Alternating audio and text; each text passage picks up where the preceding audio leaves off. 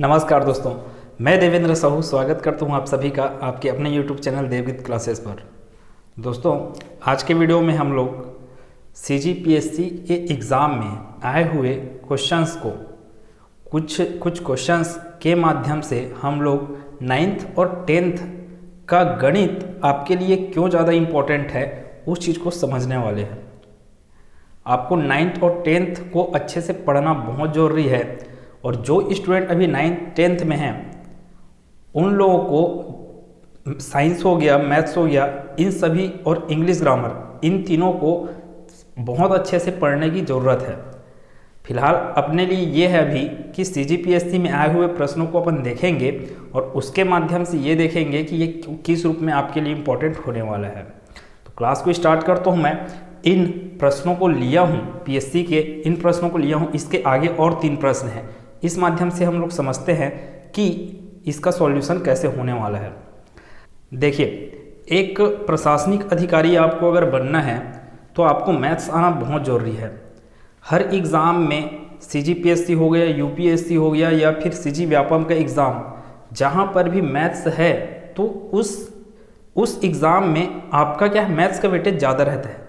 जैसे कि RI हो गया, पटवारी का पेपर हो गया, हॉस्टल वार्डन का पेपर हो गया, इन सब में मैथ्स का वेटेज अच्छा खासा रहता है। आपका 45 नंबर टोटल, कितना 45 नंबर आपका मैथ्स और रीजनिंग से सवाल आते हैं। बाकी के जो 105 नंबर हैं, 150 नंबर का पेपर होता है व्यापम का, आमतौर पे पटवारी के लिए हो गया, RI की हो गया, ये सब के लिए पेपर कितने का होता है, 150 नंबर का, जिसमें से 45 नंबर आपका मैथ्स और रीजनिंग लिए बैठे रहता है। वैसे ही PSC का सेकेंड पेपर CSET में आपका लगभग 60 क्वेश्चन आपका मैथ्स और रीजनिंग रहता है। तो मैथ्स रीजनिंग आपको अगर नहीं आ रहा है तो आप किसी भी कंपटीशन एग्ज़ाम में क्लियर कर लोगे, इस चीज़ की कोई गारंटी नहीं है। फिर तो क्लास स्टार्ट किया जाए। प्रश्न को देखते हैं, क्या है अपने पास प्रश्न। यदि 7 to the power x + 1 minus 7 to the power x - 1 equals to 2352 है तो 5 to the power 2x का मान क्या होगा। If 7 to the power x + 1 minus 7 to the power x - 1 equals to 2352, then what is the value of 5 to the power 2x। मेरे को question में ये पूछ रहा है कि 5 to the power 2x का वैल्यू क्या होगा, और ऑप्शन है अपने पास 625, 3125, 15625, फिर है 25। इतना अपने पास ऑप्शन है। प्रश्न में पूछा है 5 to the power 2x equals to क्या होगा करके। तो सिंपल सी बात है, मेरे को x का वैल्यू निकालना पड़ेगा।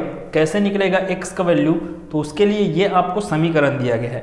अब इसको सॉल्व करते हैं अपन कि ये पहला समीकरण क्या दिया है, 7 to the power x + 1 minus 7 to the power x - 1 equals to 2352।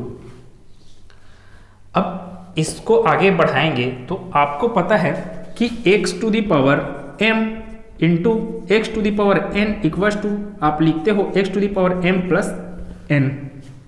ऐसा होता है, घातांक का नियम है, आपको घातांक का नियम आना चाहिए इन सब प्रश्नों को सॉल्व करने के लिए। x to the power m + n बोल रहे हैं। x to the power m into x to the power n को x to the power m + n लिखा जा सकता है, या फिर x to the power m + n को x to the power m into x to the power n के रूप में लिखा जा सकता है। ठीक है, तो ऐसे यहाँ पर है x to the power m + n के रूप में है ये वाला पूरा पद, तो इसको लिखा जा सकता है 7 to the power x into, plus के लिए ना, प्लस के लिए क्या है आपका, प्लस के लिए क्या आना है, इंटू आना है, तो 7 to the power 1, यहाँ पे माइनस है, फिर है 7 to the power x - 1 है, 7 to the power x - 1 है, तो x to the power m into x to the power -n, ये आपका क्या होगा, x to the power m divided by x to the power n। यहाँ पे minus लग गया है तो x to the power x to the power m - n, x to the power m - n ऐसा है। तो x to the power m - n को आप किस रूप में लिख सकते हो, x to the power m into x to the power -n के रूप में। अब क्या किया जा सकता है, इसी प्रकार 7 to the power x फिर लिखा जा सकता है 7 to the power -1 equals to 2352। और कैसे सॉल्व किया जा सकता है, दोनों में कॉमन दिख रहा है, ये आपका एक पद हो गया और ये दूसरा पद है, ठीक है। अब अपने को क्या करना है, बार बार गलती हो रहा है, यहाँ पे माइनस की जगह क्या रहेगा, dot. 7 to the power x, 7 to the power x common दिख रहा है, तो क्या होगा, कॉमन निकलेगा 7 टू द पावर x, अंदर में बच जाएगा 7 to the power 1, 7 to the power 1 मतलब कि 1 माइनस 7 टू द पावर -1, ठीक है।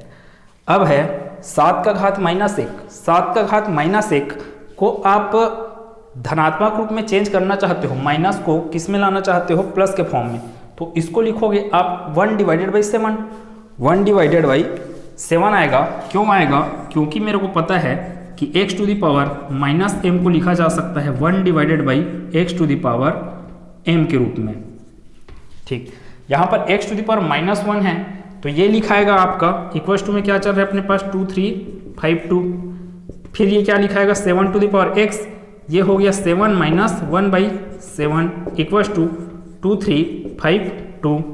7 सत्ते 49, 49 माइनस 1 होगा ये, 7 सत्ते 49, 49 माइनस 1 48, 48/7, इसका वैल्यू कितना आ रहा है, 48/7 आ रहा है, तो ये कितना होगा 7 to the power x into 48/7 बराबर कितना है 2352। अब ये 7 उस पर जाएगा और बटे में क्या लग जाएगा 48, तिर्यक गुना होना है यहाँ से, तो 7 to the power x equals to 2352 into 7 divided by 48। Solve कर लिया जाए इसको, 12 से भाग देकर देख लेते हैं, 12 चौक 48, फिर यहाँ से 12 एकम 12 हासिल है, अपने पास 11 आया है, ठीक है। फिर 11 और 5 कितना है 115, 12 नियम 108 हो गया, 108, 115 में से 108 गया, आपके पास कितना बच गया 7, 7 और 2 हो गया 72, तो 12 छके 72। अभी और भाग जाएगा, ये 96 दिख रहा है जो कि 4 से भाग जाता है, इसलिए 196 भी पूरा पूरा 4 से भाग चले जाएगा, 4 एकम 4, 4 यहाँ से कितना आएगा 4 चौक 16 हासिल आया 3, 3 और 6 36, तो 4 निया 36। ऊपर में क्या बचा 49 गुना 7, नीचे में कुछ नहीं बचा है, तो अपने पास क्या बचा यहाँ से 7 to the power x equals to 49 गुना 7। अब 49 गुना 7 है, 7 टू द पावर x है, तो सभी चीज़ों को मेरे को किस में लाना है 7 के घात के रूप में। इस 49 को लिखा जा सकता है 7 का घात 2, क्योंकि 7 सत्ते कितना होता है 49, 49 को लिख ले अपन 7 के घात 2 के रूप में, तो ये होगा 7 to the power x equals to 7 square into 7, 7 square into 7, फिर वही बात आ गया, आधार समान है तो घातें क्या हो जाएंगी, जुड़ जाएंगी। 7 का घात कुछ नहीं लिखा है, इसका मतलब यह है कि 7 का घात 1 है, 1 और 2 क्या हो जाएंगे प्लस हो जाएंगे, तो 7 टू द पावर 3 हो गई है। 7 to the power 3 x equals to 7 to the power x equals to 7 to the power 2 plus 1 कितना बन जाएगा 7 to the power x equals to 7 to the power 3। अब दोनों पक्षों में आधार समान है, आधार मतलब कि 7 है दोनों तरफ, तो क्या हो जाएंगे घात क्या हो जाएंगे, घातों का तुलना हो जाएगा, तो x बराबर डायरेक्ट क्या मिल जाएगा यहाँ से 3। अब x का मान कितना मिला है भाई 3, 3 निकालने नहीं बोला है वो बोला 5 का घात 2x निकालने बोला, x का मान निकल गया है 3, तो 5 का घात 2x मतलब 5 का घात 2 गुना 3, ठीक है। x का मान इतना है, 5 का घात कितना हो जाएगा 6, 5 का घात 6, 5 का घात 6 को अपन आप सॉल्व करोगे तो 5 के घात 6 को आप क्या लिख लो 5 to the power 3, 5 to the power 2 कर लेते हैं, 5 टू द पावर 2 और उसका भी पावर कितना 3, क्योंकि घात के ऊपर घात क्या होता है गुना होता है, तो 2 तिया 6, 6 को क्या लिखा जा सकता है 2 का घात 3 करके, 5 का घात 2 कितना देगा 25, और 25 का घात 3 को 25 का घात 3 का अर्थ है 25 को 3 बार में गुना करना, 25 को 3 बार आप गुना करोगे तो आपको आंसर मिल जाएगा 15,625, 15,625 इस प्रश्न का उत्तर होगा option number C. Second question क्या है, दो सकेंद्री वृत्तों की त्रिज्याएं क्रमशः 12 सेंटीमीटर और 37 सेंटीमीटर है। बड़े वृत्त की जीवा छोटे वृत्त की स्पर्श रेखा होती है। जीवा की लंबाई ज्ञात कीजिए। The radii of the two concentric circles are 12 centimetre and 30 centimetre respectively. The chord of the larger circle is the tangent to smaller circle. Find the length of the chord. प्रश्न से अपने को क्या क्या चीज समझ में आ रहा है उसको ड्रॉ किया जाए। दो सकेंद्रित वृत्त बोला, मतलब कि ऐसे वृत्त जिनका केंद्र क्या हो, समान हो, ऐसे वृत्त जिनका केंद्र क्या हो, एक ही हो। अब जैसे मैं बना लेता हूं यहाँ पे, ये एक क्या हो गया, वृत्त है। अब ये अंदर का वृत्त है, इसके बाहर का वृत्त भी बना लिया जाए, ये हो गया इसके बाहर का वृत्त। अब प्रश्न में बोल क्या रहा है वो, प्रश्न में ये बोल रहा है कि इसका त्रिज्या कितना कितना है, तो त्रिज्या ही इसका 12 सेंटीमीटर, यहां से लेकर यहां तक कितना है 12 सेंटीमीटर छोटे वाले का, और बड़े वाले का त्रिज्या ये बड़ा वाला है, तो इसके लिए त्रिज्या कितना है, इसके लिए त्रिज्या है अपने पास 37 सेंटीमीटर। अगर मैं इसको O बोलूं, इसको A बोल दिया जाए, इसको B बोल दिया है, तो OA इक्वल टू कितना बोल रहा है वो 12 सेंटीमीटर, और OB इक्वल टू कितना बोल रहा है 37 सेंटीमीटर। क्या बोला फिर इसके बाद, और या तो फिर यहां से OB, यहां पर भी OB आ सकता है, ये 37 मीटर है, तो ये 37 ही मिलेगा, कुछ भी डिस्टेंस हो। किसके लिए, O से लेकर ये रेड वाले सर्कल के परिधि के किसी भी बिंदु तक का डिस्टेंस कितना होगा 37 मीटर। त्रिज्या थोड़ी चेंज होता है, किसी वृत्त में त्रिज्या चेंज नहीं हो सकता। इस रेड वाले वृत्त का त्रिज्या कहीं पर भी मैं करूं 37 सेंटीमीटर ही आएगा। वैसे इस ब्लैक वाले का कितना आएगा, त्रिज्या हर जगह कितना आएगा, ये OA कितना 12 है, तो ये भी 12, ये भी 12, हर जगह कितना आना है 12 सेंटीमीटर। इससे क्या स्पष्ट हो सकता है अपने पास, OB इक्वल टू 37 मीटर। तो ऐसे O यहाँ पर अगर B रहता तो भी 30 सेंटीमीटर। अगर मेरे को ये वाला डिस्टेंस चाहिए तो मैं क्या कर सकता था, OB से घटा लेता किसको, OA को। OB का वैल्यू 37, OA का वैल्यू कितना है 12 है, 37 से किसको घटा दो आप, 12 को घटा दो, 7 में 2 गया 5, 3 में 1 गया 2, तो यहाँ पे कितना आ जाता 25। मतलब यहाँ तक का डिस्टेंस, यहाँ तक का जो डिस्टेंस चल रहा है वो कितना है 25 है, 25 सेंटीमीटर। जरूरत पड़ेगा तो उसको करेंगे। बड़े वृत्त की जीवा, अब बड़े वृत्त, ये बड़ा वृत्त हो गया रेड वाला, उसकी जीवा ये छोटे वृत्त की क्या होती है बोल रहा है, स्पर्श रेखा होती है। तो बड़े वृत्त की जीवा बोल रहा है, इसलिए रेड लाइन से दर्शा देता हूं, ये क्या होगा स्पर्श रेखा बोल रहे हैं, ए को टच करते हुए गया, ठीक, स्पर्श रेखा है। छोटे वृत्त को स्पर्श करते हुए जाने वाली रेखा क्या कहलाएगी, स्पर्श रेखा, और वही स्पर्श रेखा क्या है, इस बड़े वृत्त का क्या है, जीवा है। अब इस पॉइंट से इस पॉइंट को परिधि के किसी दो विपरीत बिंदुओं को मिलाने वाली रेखा क्या कहलाती है, जीवा कहलाती है। अब इसको कुछ नाम दे दिया जाए, इसको नाम दे दिया जाए C, इसको नाम दे दिया जाए D। कॉन्सेप्ट जीवा की लंबाई ज्ञात कीजिए बोले है, मतलब C से लेकर D तक का अपने को वैल्यू बताना है, C से D तक कितना होगा करके। अब देखिए यहाँ से ये 37 मीटर बोला मैं, तो ये भाई साहब भी कितना होगा 37 सेंटीमीटर है ना, तो 37 सेंटीमीटर ये कितना होगा, ये भी कितना हो जाएगा 37 सेंटीमीटर। कैसे हुआ, फिर ये त्रिज्या है, त्रिज्या बार बार थोड़ी चेंज होगा, अगर ये 37 तो ये 37, ठीक है। O से लेकर C तक का वैल्यू मिल गया अपने को 37 सेंटीमीटर, O से लेकर A तक है 12 सेंटीमीटर। अब आप देखोगे, आप अब एक थ्योरम पढ़ोगे। थ्योरम क्या होता है, प्रमेय, कि किसी भी वृत्त से होकर गुजरने वाली स्पर्श रेखा, किसी भी वृत्त से होकर गुजरने वाली स्पर्श रेखा वृत्त के उस बिंदु पर क्या होती है, केंद्र से मिलाने वाली रेखा वृत्त के उस बिंदु पर क्या होती है, लंब होती है। फिर से किसी वृत्त के स्पर्श बिंदु से होकर गुजरने वाली रेखा, कौन सा हो गया स्पर्श बिंदु से होकर गुजरने वाली रेखा, ये जीवा CD क्या होगा, केंद्र से मिलाने वाली जो रेखा है वो क्या रहेगा, उस पर लंब रहेगा। तो OAC क्या बन जाएगा, एक समकोण त्रिभुज। मतलब कि ये कितना बन गया आपका, एक समकोण त्रिभुज। ये प्रमेय एक बोला मैं।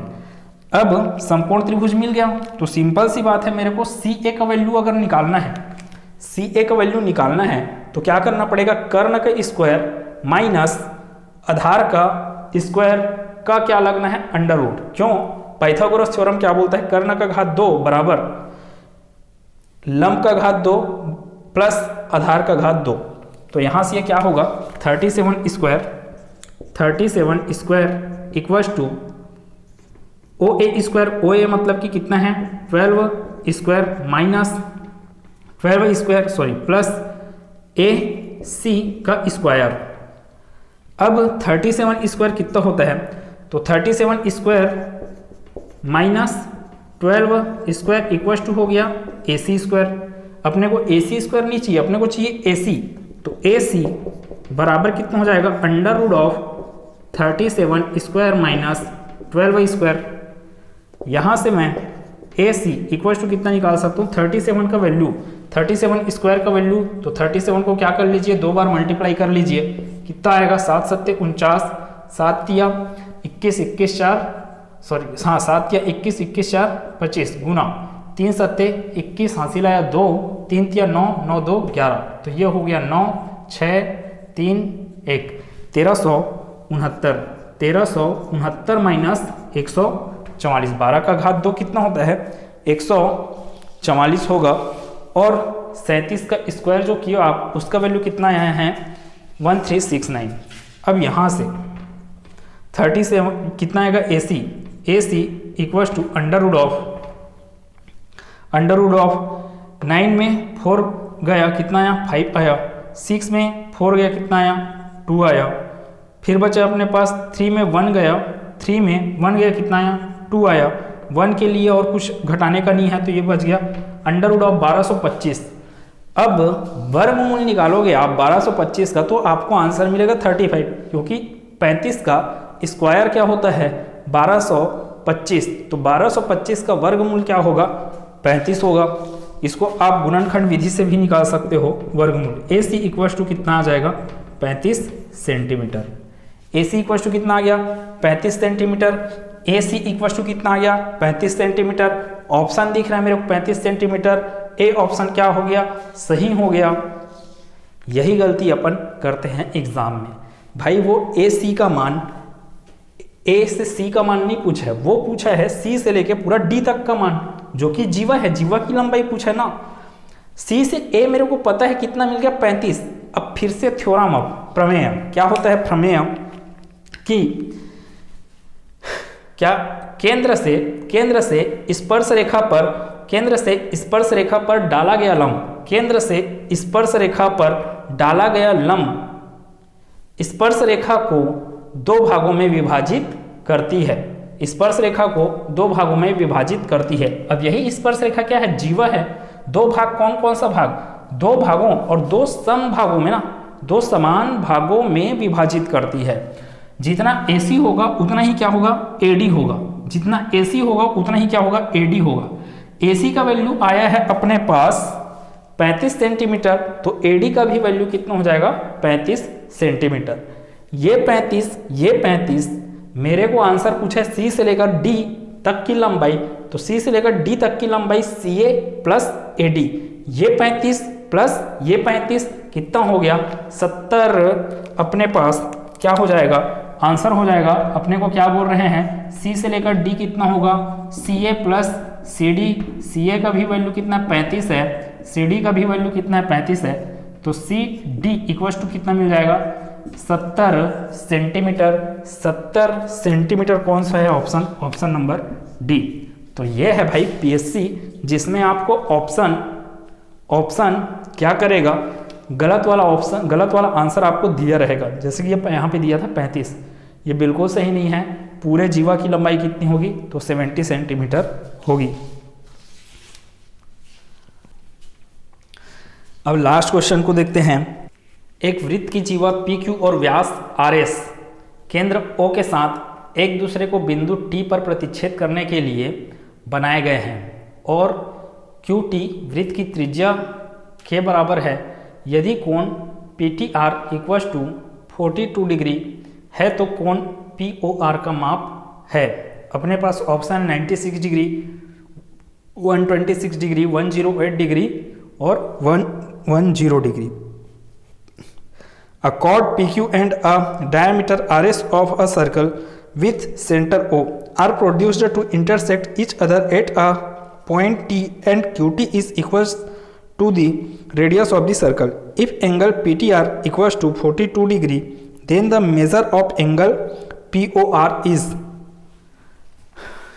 प्रश्न के अनुसार अपने को सबसे पहले क्या करना पड़ेगा, डायग्राम बनाना पड़ेगा। एक वृत्त की जीवा PQ, तो पहली तो बनाया जाए एक डायग्राम। जीवा है, सॉरी वृत्त है, अभी ये हो गया वृत्त, ये हो गया वृत्त का क्या हो गया केंद्र O। अब क्या बोल रहा है, एक वृत्त की जीवा क्या है PQ, तो मान लो ये जीवा क्या हो गया PQ है, ये P से लेकर Q, ठीक। और क्या बोला व्यास RS। अब व्यास बोल रहा हूं मैं तो कोई ऐसे भी जा सकता है, व्यास क्या होता है, केंद्र से होकर जाने वाली रेखा को क्या बोलते हो आप, व्यास बोलते हो। तो व्यास क्या होगा, और यहाँ पे नहीं भी लिखता केंद्र O के साथ तो भी अपने आप में अंडरस्टूड है ये। तो यहाँ से यहाँ तक क्या हो गया, व्यास बोलना मतलब कि डायमीटर। अब डायमीटर ये केंद्र है तो ये R हो गया, ये S हो गया, ठीक है, RS बोले हैं। अब एक दूसरे को कहाँ पे प्रतिच्छेद कर रहे हैं, बोल रहे हैं लोग बिंदु T पर। तो प्रतिच्छेद कैसे करेंगे भाई, इन लोग आगे बढ़ेंगे, ऐसे बढ़ेगा ये वाला लाइन PQ वाला लाइन, वैसे ही ये RS वाला लाइन भी आगे बढ़ेगा। यहाँ पे क्या किया, इन लोग प्रतिच्छेद किए हैं, ठीक है। अब क्या बोल रहा है, ये बिंदु का नाम क्या है, प्रतिच्छेद कर रहे हैं वहां पे, उस बिंदु का नाम है T। तो QT क्या बोला, QT वृत्त की त्रिज्या के बराबर है। QT जितना होगा उतना ही क्या होगा बोल रहा है ये QO को, क्योंकि QO क्या है यहाँ पे वृत्त की त्रिज्या, ठीक है। QO कितना हो गया वृत्त की त्रिज्या, O से लेकर S भी क्या है वृत्त की त्रिज्या। तो OQ बराबर OS बराबर QT। इतना चीज समझ में आएगा, क्या क्या बोल रहे हैं, QO O से लेकर S, S से लेकर T। जब QO और QT दोनों क्या हैं बराबर हैं तो सिंपल सी बात ही है, क्या हुआ समद्विबाहु बहुत्रिभुज हुआ है। अभी QOT क्या हो गए समद्विबाहु बहुत्रिभुज हुए। अब समद्विबाहु बहुत्रिभुज है, अब वो बोला PTR का वैल्यू कितना है बोल रहा है 42 डिग्री। तो यहाँ पे कितना है angle T equals to 42 degree, ठीक है, ये 42 डिग्री। तो यहाँ पर भी क्या होगा 42 डिग्री, क्यों होगा, क्योंकि मेरे को पता है समद्विबाहु त्रिभुज की समान भुजाएं तीसरी भुजा से समान कोण अंतरित करती है। समान भुजा क्या है QT है, QO है। कैसे पता चला, क्वेश्चन में बोला QT किसके बराबर है, त्रिज्या क्या है OQ है, ठीक। तो ये भी 42 डिग्री, तो ये भी कितना हो जाएगा 42 डिग्री, ठीक। इतना चीज। और क्या बोला है, अपने को कोण POR का मान बताना है। इस वाले कोण का मान मेरे को बताना है, POR वाले कोण का मान बताना है। अब ये कैसे सॉल्व होगा, तो ये 42 डिग्री है, ये 42 डिग्री है, क्या कर लिया जाए यहाँ से, तो आगे क्या होगा, मैंने थोड़ा और अच्छे से बना दिया डायग्राम को। क्या क्या किया अपन, एंगल T को 42 डिग्री, एंगल O मतलब QOS कितना होगा 42 डिग्री। क्यों हुआ, क्योंकि QT के बराबर क्या बोला जा रहा है QO क्या है, इस वृत्त की त्रिज्या है, और इस वृत्त की त्रिज्या के बराबर प्रश्न में क्या बोला है QT का मान है करके। देखिए क्या कर सकता हूँ मैं यहाँ से, ये 42 डिग्री, ये 42 डिग्री, तो मैं निकाल सकता हूँ एंगल Q को, OQT को निकाला जा सकता है। कैसे, त्रिभुज के तीनों कोणों का योग होता है 180 डिग्री। तो क्या क्या चीज़ समझ में आ रहा है अपने को यहाँ से, अगर मैं त्रिभुज के तीनों कोणों का योग निकालूँ तो 42 degree plus 42 degree, 42 degree plus 42 degree plus OQT, angle OQT equals to कितना हो जाएगा 180 डिग्री। ये कितना हो गया 84 degree plus angle OQT equals to 180 degree. अब ये 84 उस पर छलांग मारेगा तो अपने पास एंगल OQT इक्वल्स टू कितना मिल जाएगा 180 माइनस 84, 180 माइनस 84 मतलब कि 96 डिग्री। किसका मान आया? एंगल ओ क्यू टी का मान कितना आ रहा है? 96 डिग्री। ओ क्यू टी का मान कितना बोले? 96 डिग्री। ये कितना आ गया भाई? तो ये आ गया 96 डिग्री। और क्या किया जा सकता है? ये क्या है? P से लेकर T तक एक रेखा है। P से लेकर T तक क्या है? रेखा है। और उस रेखा में ये वाला एंगल Q कितना है? 96 डिग्री। अब रेखा क्या करेगा? यहां से यहां तक तो पूरा 180 डिग्री बनाएगा। ये कितना है? 96 डिग्री। तो 180 माइनस 96 करूं मैं तो मेरे को मिल जाएगा एंगल PQO। एंगल PQO मिल जाएगा। कैसे मिला एंगल PQO? यहां पर कितना आने वाला है? तो ये आने वाला है 180 डिग्री माइनस 96 डिग्री। 180 माइनस 96 अपने कितना में 10 में 6 गया 4। फिर से कितना मिल जाएगा अपने को? 10 में 6 गया 4। यहाँ पे 17, 17 में 9 गया कितना? 8। 17 में 9 जाएगा कितना आ जाएगा? 8 आ जाएगा। तो ये हो गया 84 डिग्री हुआ। अब यहाँ पर कितना समझ में आ गया अपने को? कितना मिल गया यहाँ पे? 84 डिग्री। अब ये 84 डिग्री है। कहाँ से कहाँ तक का और लेंथ दिया है? O से लेकर Q। O से Q क्या है? वृत्त की त्रिज्या है। अब त्रिज्या बार बार थोड़ी बदलेगा। O से लेकर Q तक क्या है? त्रिज्या। तो सिंपल सी बात है O से लेकर P तक भी क्या होगा? त्रिज्या होगा।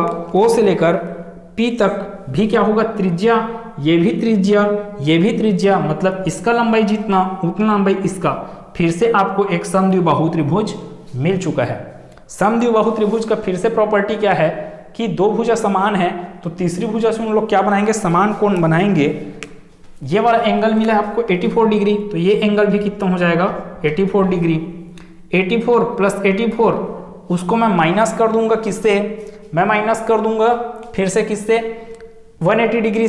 तो फिर ये वाला एंगल कितने डिग्री का बनेगा? POQ।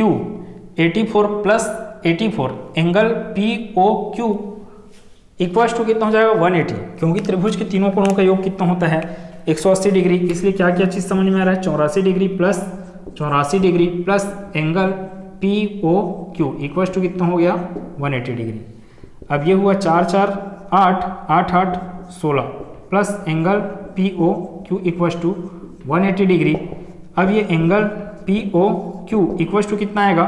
180 minus 168 degree. तो एंगल POQ बराबर कितना मिल गया भाई अपने को? यहाँ से 12 डिग्री। ठीक है, 180 में से 168 को घटाएंगे कितना बचेगा? 12 डिग्री। ये तो POQ का मान है। तो ये कितना मिला है बोल रहे हैं अपन? 12 डिग्री। ये कितना मिल गया? 12 डिग्री। अपने को निकालना क्या है? POR। POR कैसे निकलेगा? POR निकलेगा आपको ये रेखा दिख रहा है R से लेकर T, वो क्या है? 180 डिग्री बनाएगा। कौन सा? यहाँ पे कोण कितना बनाएगा? 180, क्योंकि ये एक रेखा है। ये टोटल को टोटल यहाँ से लेकर ऐसे कितना बनने वाला है आपका? 180 डिग्री। 180 डिग्री, जिसमें से दो कोण आपको पता है 12 डिग्री और 42 डिग्री। तो इस 180 डिग्री में से जोड़कर, किसको जोड़कर? 12 और 42 को जोड़कर क्या कर दो? घटा दो। 42 में 12 को जोड़ूंगा तो आएगा मेरे पास 54। ठीक है, 54 को घटाऊंगा किससे? 180 से, तो मेरे को मिल जाएगा एंगल POR। और एंगल POR ही आपको निकालने बोला है। तो कितना बोल रहा हूं मैं? 180 डिग्री माइनस किसको जोड़कर बोल रहे हैं? 12 डिग्री प्लस 42 डिग्री को। ये आएगा आपका 180 डिग्री माइनस 54 डिग्री, क्योंकि 2 2 4 4 और 1 5। 10 में 4 गया, 10 में 4 गया 6 आया। यहाँ पे बचा है 3, मतलब 13। 13 में 5 गया, कितना आ जाएगा अपने पास? सॉरी, 180 में 54 को घटा रहे हैं। 10 में 4 गया 6 आया है। यहाँ पे बचा है 7। 7 में 5 गया 2 आया, फिर बच गया 1। तो ये हो गया 126 डिग्री। कौन से एंगल का मान बोल रहे हैं? POR का मान कितना आएगा? 126 डिग्री। तो ऑप्शन नंबर 2 इस प्रश्न का उत्तर है। अब देखिए इन सब प्रश्नों से आपको क्या क्या चीज़ समझ में आया। हर एक कॉन्सेप्ट कहाँ से लगना है? 9th 10th का प्रमेय लगा है और उसका पूरा का पूरा कॉन्सेप्ट लगा है। तो इसलिए मैं बोल रहा हूँ कि आप कोई भी जॉब की जब तैयारी करोगे, अब आपको जो जॉब है वो डिग्री के भरोसे नहीं मिल सकता है। समय के साथ साथ पॉपुलेशन जैसे जैसे बढ़ता जा रहा है वैसे वैसे ही नौकरियां कम होते जा रही है और भीड़ बढ़ गया है, कंपटीशन तेज हो गया है। आप शिक्षाकर्मी भी बनना है आपको अगर, तो अभी के समय में आपको बहुत सारे एग्ज़ाम देने होंगे। टीएटी निकालना पड़ता है, एक तो डीएड या बीएड किए रहना अनिवार्य है, उसके बाद टीटी क्लियर होना अनिवार्य है। टीटी क्लियर हो गया उसके बाद आपको कंपटीशन एग्ज़ाम भी क्लियर होना अनिवार्य है। तो अभी के समय में जॉब पाने के लिए कंपटीशन एग्ज़ाम देना ही पड़ेगा।